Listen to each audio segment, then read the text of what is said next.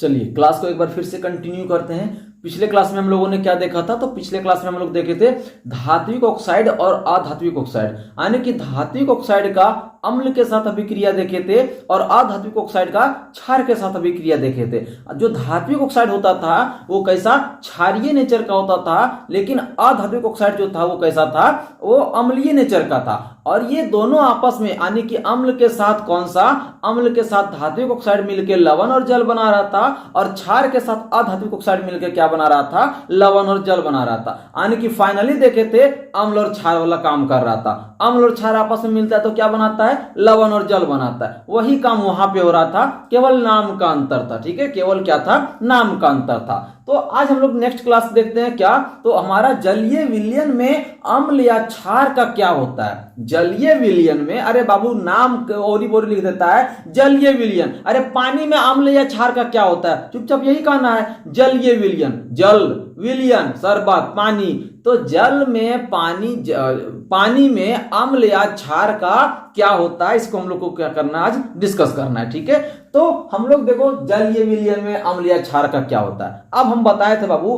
कि जहां भी हाइड्रोजन मिल जाए, कोई कंपाउंड जहां हाइड्रोजन मिले, जैसे कि HCl हो गया, देखो हाइड्रोजन है, H2SO4 हो गया हाइड्रोजन है, HNO3 हो गया हाइड्रोजन है, तो जहां जहां हाइड्रोजन मिल जाएगा वो पदार्थ समझो क्या है, अम्लीय है। एक सामान्य भाषा में हम लोग ये सीखे थे, है ना, जनरल नॉलेज में सीखे थे कि हाइड्रोजन मिल गया तो अम्लीय है, और OH मिल गया, क्या मिल गया, OH मिल गया। OH मिल गया मतलब वो क्या है, क्षारीय है। जैसे NaOH हो गया, क्या हो गया, NaOH हो गया, KOH हो गया, MgOH का होल 2 हो गया। तो ये सारा का सारा क्या हो गया, क्षारीय हो गया। तो अगर पानी में ये मिल जाएगा तो क्या होगा, ये मिल जाएगा तो क्या होगा, इसी को क्या करते हैं आज हम लोग समझते हैं। ठीक है, इसी को क्या करते हैं समझते हैं। तो देखो हम लोग क्या है, पिछले क्लास में हम बताए थे कि अम्ल जो है वो जल में घुलकर क्या करता है, H+ आयन देता है। क्या देता है,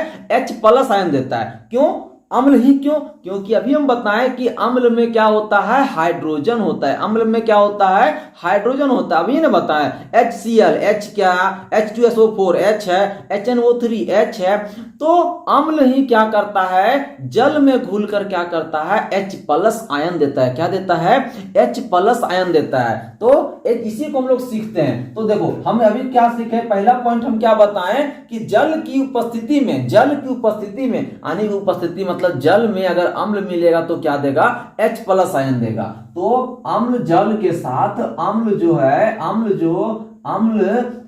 जल के साथ क्या देता है, अम्ल जल के साथ आपको क्या देता है, H+ आयन देता है। क्या देता है, H+ आयन देता है। अम्ल जल की अनुपस्थिति में बाबू ये काम नहीं हो सकता है। ठीक है, ये काम नहीं हो सकता है, यानी कि जल की अनुपस्थिति में अम्ल जो है, अम्ल से H+ आयन नहीं निकलेगा। ठीक है, नहीं निकलेगा। यानी कि हम कह सकते हैं कि अगर जल नहीं है, पानी नहीं है, तो अम्ल से H+ आयन नहीं निकलेगा। क्यों नहीं निकलेगा, ऐसा क्या कारण है, क्योंकि H+ आयन जो होता है, वो H+ आयन स्वतंत्र नहीं रहता है। H+ आयन जो है वो कैसा, तो स्वतंत्र, यानी कि मुक्त रूप से नहीं रहता है। H+ आयन जो है वो क्या है, तो मुक्त रूप से नहीं रहता है, जिस कारण से वह जल के बिना H+ आयन अम्ल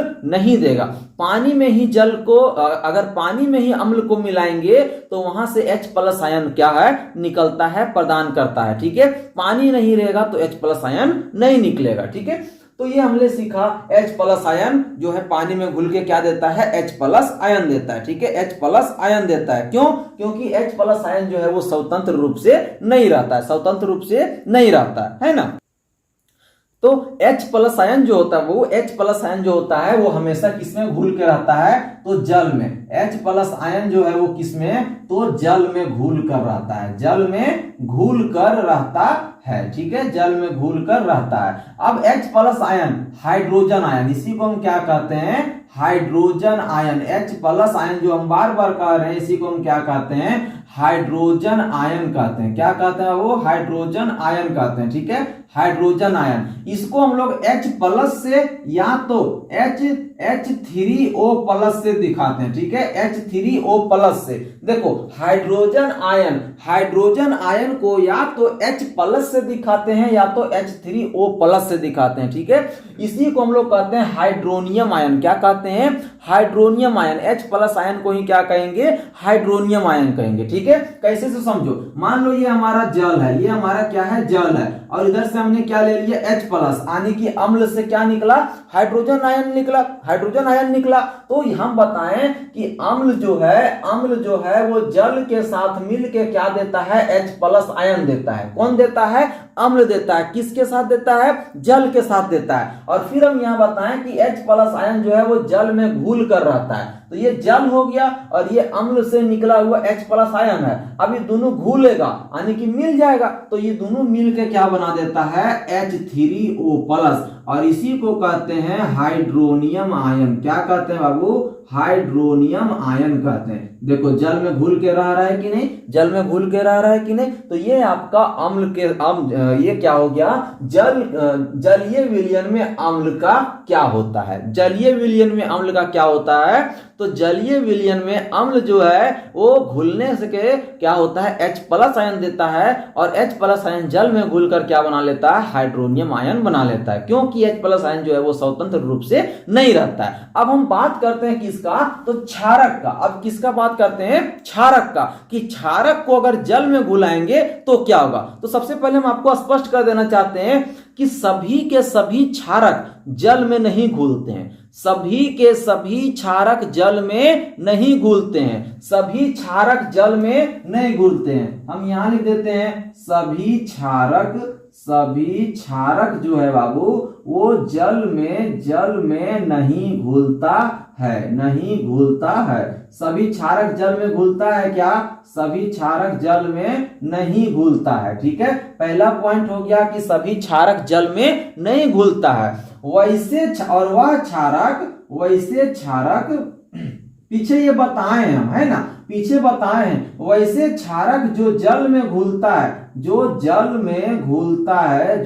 में क्या करता है? घुलता है, उसे हम लोग क्या कहते हैं? उसे क्षार कहते हैं, अल्कली कहते हैं। क्या कहते हैं? उसे क्षार कहते हैं, अल्कली कहते हैं। यानी कि वैसे क्षारक जो जल में घुलता है उसे क्या कहते हैं? क्षार कहते हैं। तो हम कह सकते हैं कि सभी के सभी क्षारक होते हैं। सभी के सभी क्षारक होते हैं, लेकिन सभी क्षारक जो है वो क्षार नहीं होते हैं, क्योंकि सभी क्षारक जब पानी में घुलबे नहीं करता है तो क्षार नहीं होगा, और जितना क्षार पानी में घुलेगा वो तो क्षारक होता ही होता है। तो 2 पॉइंट आपका यहां से क्लियर हुआ, 2 पॉइंट यहां से क्लियर हुआ। ये बात हम पीछे भी बताए थे, यहां से एक बार और क्लियर हो गया होगा। अब देखते हैं कि इसमें क्या क्या घटना होता है, क्या क्या घटना होता है उसको भी देख लेते हैं एक बार।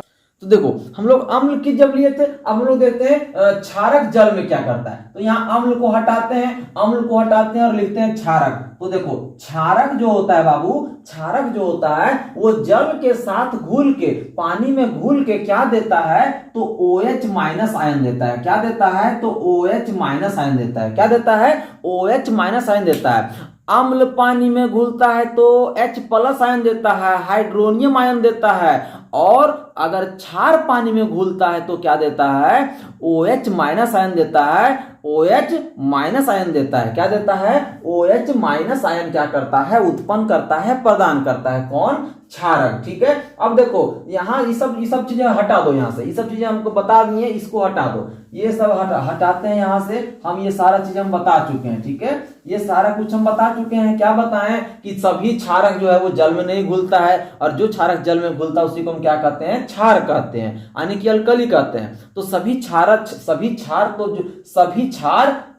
होता है, लेकिन सभी क्षारक क्षार नहीं होता है। ठीक है, जैसे कि एग्जांपल देखो, एग्जांपल के तौर पर अगर हम बात करें तो NaOH। ठीक है, NaOH क्या हो गया? NaOH। क्या है, क्षारक है, किस रूप में होता है, तो ठोस रूप में होता है, सॉलिड रूप में होता है, ठीक है। अगर ये पानी में घुलता है, H2O पानी में घुलता है, तो सोडियम अलग हो जाएगा और OH माइनस अलग हो जाएगा, ठीक है। इस प्रकार से देखो OH माइनस हमको दिया। अगर हम पोटेशियम हाइड्रोक्साइड की बात करें, पोटेशियम हाइड्रोक्साइड ये भी ठोस में होता है। अगर इसको भी जल में हम क्या करेंगे, घुलाएंगे, तो यहां से पोटेशियम क्या होगा, अलग होगा, और हाइड्रोजन आयन क्या करेगा, अलग से निकलेगा, ठीक है। अगर हम बात करें मैग्नीशियम हाइड्रोक्साइड MgOH का होल 2, मैग्नीशियम हाइड्रोक्साइड ये भी ठोस के रूप में है। अगर इसको भी हम लोग क्या करेंगे, पानी में घोलेंगे, जल में घोलेंगे, तो क्या होगा, यहां से Mg2 प्लस क्या हो जाएगा, 2 हाइड्रोजन ऑक्साइड हो जाएगा। तो हम सभी में देखें कि कोई भी क्षारक है, वो पानी में घुल के क्या देता है, OH माइनस हमको आयन देता है। क्या दे रहा है, OH माइनस हमको आयन दे रहा है, ठीक है। तो यहां से हमारा ये क्लियर हो गया कि क्षारक जो है वो जल के साथ घुल के क्या देता है, जल के साथ घुल के हमको OH माइनस देता है। क्या देता है, OH माइनस देता है। और इन दोनों के कंडीशन से हम एक चीज यहां से निकाल सकते हैं, जो कि हम बताए थे कि अम्ल और क्षारक अगर आपस में मिल जाए, उसी को क्या कहते हैं, उदासीनीकरण की अभिक्रिया कहते हैं। तो यहां से हम लोग एक चीज देख सकते हैं, एक चीज क्या देख सकते हैं, तो समझो उदासीनीकरण की अभिक्रिया जो हम बताए थे, तो उसको एक प्रकार से इस प्रकार से हम लोग लिख सकते हैं, उदासीनीकरण की अभिक्रिया। देखो इसमें क्या लिख सकते हैं कि हम लोग ये हम बताए थे, क्या बताए थे कि अम्ल जो होता है वो क्षार के साथ मिलके वो क्या बनाता है, तो लवण बनाता है ना, ये हम लोग सीखे थे। अब अम्ल में क्या होता है बाबू, तो अम्ल में हाइड्रोजन होता है। अम्ल में क्या होता है, हाइड्रोजन होता है। और हम मान लेते हैं कि कोई अम्ल है, X अम्ल है, जिसके साथ क्या है, हाइड्रोजन है। उसी तरह से मान लेते हैं कि कोई भी क्षार है, तो क्षार पानी में घुल के क्या देता है, OH माइनस देता है, और क्षार के रूप में क्या है, M है। मान लो कि कोई M है। देखो जल में अगर अम्ल में हाइड्रोजन रहेगा तभी तो जल में घुल के H प्लस देगा। तो X मेरा अम्ल है और उसमें H हमारा क्या है, आयन पहले से प्रेजेंट है। M मेरा क्षार है। अब इस क्षार में कुछ भी हो सकता है, बस हम एक काल्पनिक नाम लिए कि M मेरा क्या है, क्षार है, और इसमें OH तो होगा ही होगा, ठीक है, OH तो होगा ही होगा। हम इसको उल्टा के लिखते हैं, ठीक है, इधर M लिख देते हैं ताकि हमको कुछ सुविधा हो जाए। अब देखो अम्ल के जगह X हो गया, क्षार के जगह M हो गया। तो अम्ल और क्षार जब आपस में बाबू मिलता है तो हमको क्या देता है, हमको बताए थे, लवण देता है और क्या देता है, जल देता है। लवण देता है और क्या देता है, जल देता है। तो यहां से हम कह सकते हैं MX, M और X जब मिला तो लवण बन गया, और जल H, यहां से H हो गया तो H हमारा हो गया, और OH हो गया तो OH हो गया। इसी को तो हम लिख सकते हैं बाबू H2, 2 गो H है तो H2 और O, और इधर लवण के रूप में MX बन गया। कुछ भी बनेगा यहाँ, MX की जगह कुछ भी बनेगा, वो जो भी बनना होगा बनेगा। तो इस प्रकार से हम देखें कि अम्ल और क्षारक लवण और जल देता है।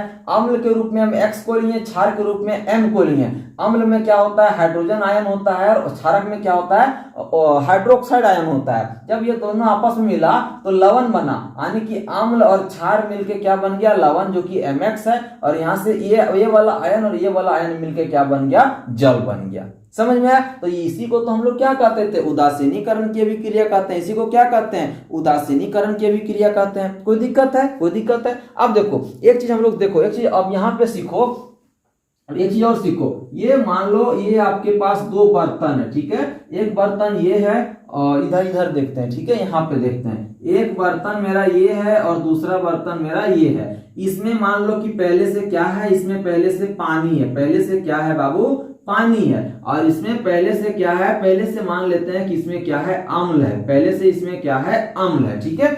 2 कंडीशन हो गया। एक बर्तन में पानी है, शीशा का बर्तन है, बीकर है, दूसरे में क्या है, पानी है, दूसरे में क्या है, पानी है। अब आपको अब यहाँ पे आपको अम्ल दिया है, अम्ल है, अम्ल दिया है, ठीक है, अम्ल और जल दिया है, ठीक है, अम्ल और जल दिया है। अब यहाँ पे पानी है तो हम इसमें अम्ल को मिलाएंगे, और यहाँ पे अम्ल है तो हम यहाँ पे पानी मिलाएंगे। लेकिन दोनों में से सही कौन है, घटना तो एक ही हो रहा है, अम्ल को पानी से मिला रहे हैं, लेकिन हमको अम्ल में पानी मिलाना चाहिए कि पानी में अम्ल मिलाना चाहिए। अम्ल में पानी मिलाना चाहिए कि पानी में अम्ल मिलाना चाहिए, इस चीज को हमको क्या करना है, यहाँ पर देखना है। तो ये हमारा क्या है, अम्ल है, ये हमारा क्या है, अम्ल है। इस बर्तन में हमने क्या किया, ऊपर से पानी मिलाना शुरू किया, ऊपर से पानी मिलाना शुरू किया। अम्ल था बर्तन में, ऊपर से हमने पानी मिलाना शुरू किया, ठीक है, ऊपर में पानी मिलाना हमने शुरू किया।